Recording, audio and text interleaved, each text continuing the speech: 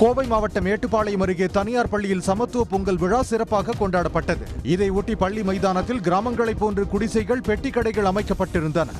மாணவ மாணவியருக்கு உரியடித்தல், கயிறு இழுத்தல், சிலம்பாட்டம், வள்ளி கும்மியாட்டம், கபடி உள்ளிட்ட விளையாட்டுப் போட்டிகளும் நடத்தப்பட்டன.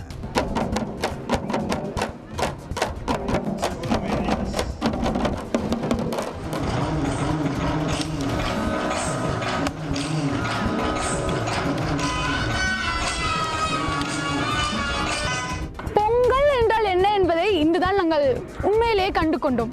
தாத்தா பாட்டிலாம் சொல்லுவாங்க, பொங்கல் விழானா நாங்கள் இப்படி தான் கொண்டாடுவோம்ன்றது.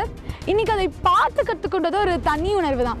மேலும் பீஸா, பர்கர் என்று துரித உணவு பின்னே சுற்றும் இந்த தலைமுறையினருக்கு தேன் மிட்டாய் மற்றும் எள் மிட்டாய் அந்த மாதிரி அனைத்து உணவுகளையும் நமக்கு காட்டினார்கள்.